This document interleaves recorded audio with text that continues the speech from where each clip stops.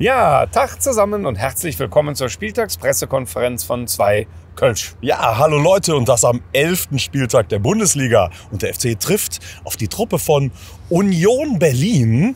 Und ihr wisst ja, dass die Locations, an denen wir drehen, öfter mal was zu tun haben mit unserem Spieltagsmotto. Und so ist das natürlich auch heute wieder. Und ich kann so viel schon mal vorwegnehmen. Es hat diesmal etwas mit der Tabelle zu tun. Ja, das ist nämlich ganz einfach. Ne?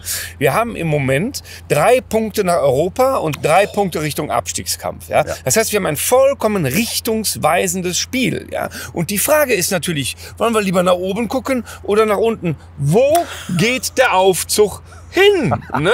Das ist die Frage, deswegen stehen wir hier. Und die Antwort kennt ihr natürlich genauso gut, wie wir sie auch kennen. Wir wollen nach oben, ist doch selbstverständlich. Denn stellt euch einfach mal vor, hier dieses wunderschöne Unicenter, oben die Dachterrasse, das Penthouse. Das ist doch der Ort, an den man will. Und man möchte sich nicht unten irgendwo im Keller, im Treppenhaus rumdrücken oder hier vorne auf diesem Schutthügel. Da wollen wir nicht hin. Deswegen, klar, wollen wir nach oben. Da sieht es nicht schön aus. Ja, also in so einem großen Gebäude Parterre zu wohnen, ist ungefähr, als würdest du in einem Bungalow wohnen und jemand hat dir ein Hochhaus oben drauf gebaut. Ne? Das taucht nicht. Ja? Und in unseren Worten, da sind wir nämlich beim Motto, ja, bedeutet das, Achtung, wir übertragen oben hui, unten pfui. So, hoffentlich versteht das keiner falsch. Oh. Endlich mal ein Motto mit unten rum. Ja. Hier unten rum steht auch et Kölsch. 2 Kölsch. Auf 3 Punkte. Wo ist das denn, Leute? Ja, wie schaffen wir das denn, nach oben zu kommen? Wir müssen, glaube ich, über den Gegner reden, ne? Oder? Müssen wir. Ich wollte erst noch mal sagen, hui, das ist richtig hui. Oben hui. Ne? Und der Gegner ist auch oben hui. Also man muss schon sagen, ne? Jote Lück hui, und die stehen ganz weit oben auch und spielen guten Fußball hui. Also Union Berlin. Ja. Aber wir wollen sie trotzdem auch nicht zu stark überhöhen, also nicht den Gistolschen Fehler aus der letzten Saison machen.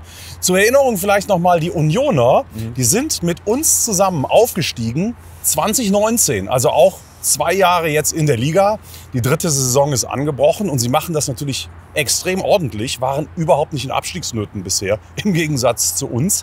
Aber die Spiele waren alle knapp, wenn man mal ehrlich ist. Ne? Wir haben zwar alle 4 Bundesligaspiele seitdem verloren, alle allerdings immer knapp, und die letzten 3 gingen jeweils 1:2 aus. Genau. Und wenn man mal auf die Leistung guckt, könnte es sein, dass aufgrund der Belastung in der Conference League, ne, ja, der Aufzug ein bisschen nach unten geht, ne? Einer mal unten drauf drückt. Das wird ja anstrengend sein. Also ich hoffe, dass die Körner lassen.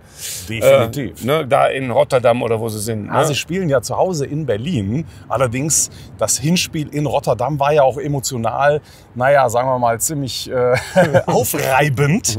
Und wir hoffen, dass sie schon nicht nur körperlich, sondern auch mental da einiges lassen werden, jetzt auch im Rückspiel. Und dass wir eine realistische und gute Chance haben. Ja, eine Chance haben wir auf jeden Fall. Definitiv. Und was man schon sagen muss, ist, wir haben ja in der 2. Liga eine sehr, sehr schöne Sendung gehabt mit ein paar Berlin-Fans. Und es sind tatsächlich Freundschaften entstanden. Also es ist nicht nur einfach so ein ganz sympathischer Verein, sondern wir haben wirklich viele, viele gute Union-Fan-Freunde.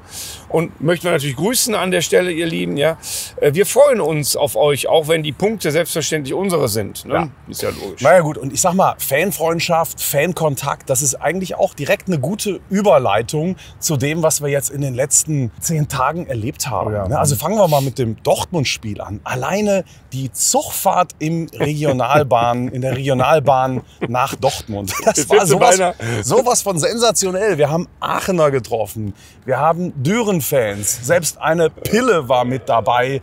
Es waren Dortmunder, Kölner, und wir haben wirklich sowas von herzhaft mit den Jungs gelacht. Auch an euch einen ganz lieben Gruß. War eine tolle Fahrt. Es ist ihm beinahe das Wort Regionalbahnsuff rausgerutscht, glaube ich. Das war nämlich schon, es ging, ich möchte sagen, in die Richtung. Das war sehr, sehr schön. Ja. Klar, Dortmund selber ist auch immer Spaß, weil einfach keiner einem was Böses will, ne? Bis auf den Platz leider. Ne? Das, gut, war mal aber Wobei, auch also nochmal, was die Fahrt anbelangt, muss man schon auch klar sagen, also die Hinfahrt war richtig hui, die Rückfahrt allerdings völlig pfui, weil wir über jedes öselige Dorf nachher noch gefahren sind und also über Duisburg, Düsseldorf. Es gibt nichts, was wir im Ruhrgebiet nicht gesehen haben. Und die Fahrt hat irgendwie 2,5 Stunden gedauert. Ja, das hat also ewig lange. Und das Lustige ist, es passiert uns jedes Mal.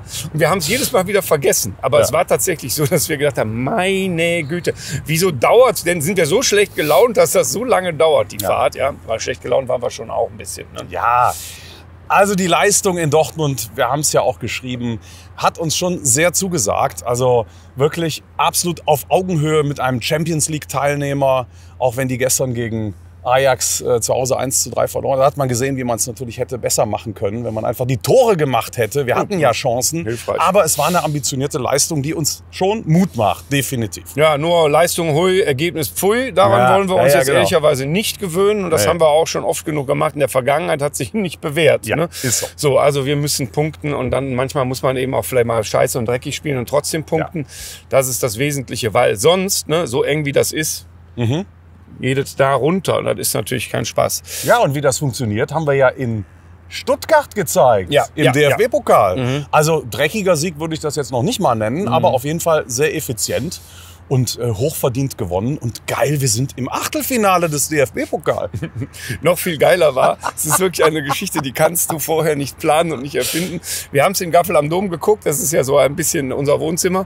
Und plötzlich kommen lauter Karlsruher rein. Und bis ich begriffen hatte, ja logisch, die haben ja jetzt gerade Leverkusen rausgeschmissen, ja, und kommen noch mal schnell in Köln vorbei, um sich feiern zu lassen. Und das haben wir sehr gerne und ausgiebig getan. Das war also völlig irre. Die kamen in der Halbzeit, es stand 0:0 in Stuttgart und das Spiel in Leverkusen hatte früher angefangen, war vorbei und die Jungs kamen ins Gaffel am Dom, um da noch ein paar Kölsch zu trinken und haben dann mit uns zusammen natürlich den FC angefeuert, weil sie hassen ja Stuttgart, Karlsruhe und Stuttgart, also es ist keine Fanfreundschaft. Nein. Und auch an euch Karlsruher von dieser Stelle nochmal fetter Gruß. Es war einfach sensationell. Es war fantastisch. Und dass es uns dann gelungen ist, ja, die Stuttgarter auch rauszuwerfen, ne, ist war dann nicht nur für uns schön, sondern für die Karlsruher auch. Und es kommt noch ein Spiel, über das wir sprechen müssen, nämlich das, was ausgelost wurde, DFB-Pokal. Ja. Ich freue mich wahnsinnig auf Hamburg. Ist halt eine Traditionspaarung, ne? Ja. Auch wenn wir das noch lange nicht gewonnen haben. Ne? Also jetzt in Euphorie verfallen, glaube ich, ist keine gute Idee. Ja, wobei es war eindeutig das perfekte Los. Ne? Also ein Traditionsverein, wirklich ein Klassiker des deutschen Fußballs. Gegen einen Zweitligisten, das Ganze auch noch zu Hause. Wir werden ausverkauftes Haus haben. Also es war das perfekte Los.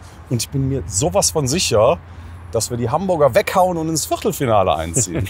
Ja, genau das meinte ich.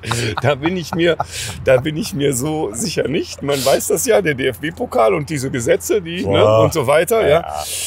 Nee, aber es ist trotzdem ein perfektes Los, weil es einfach natürlich ein Fußballfest wird und da kommt jetzt nicht Klein-Kleckersdorf, sondern das kommt jetzt einfach auch eine Fangemeinde, die sich auch freuen wird. Ich glaube, beide werden sich aufeinander freuen. Es wird ein Fest, wird eine gute Nummer. Also. Und eine gute Nummer soll es auch am Sonntag geben gegen Union Berlin und zwar nicht nur aus der Schwäche von Union heraus, die müde aus dem Feyenoord-Spiel kommen, sondern aus unserer eigenen Stärke heraus. Und die ist auch durch die Niederlage in Dortmund überhaupt nicht irgendwie jetzt beeinflusst. Wir können mit ganz breiter Brust auftreten und das werden unsere Jungs auch tun. Da bin ich felsenfest von überzeugt. Genau. Und wir haben es ja auch hier draufgeschrieben, Jungs, damit ihr, falls ihr euch mal einen Moment lang nicht erinnert, wir wollen nach oben, weil da Hui ist, und unten ist Pfui. So, also wie immer ihr das jetzt versteht. Ne? Also falls ihr die Ansprache von Steffen Baumgart noch nicht so ganz verstanden, falls es zu kompliziert gewesen sein sollte, die Taktikbesprechung, schaut auf unser Shirt. Es ist also wirklich eine ganz einfache Nummer am Ende. Ein dreifaches Hui. Und bis Sonntag. Macht's gut, Leute.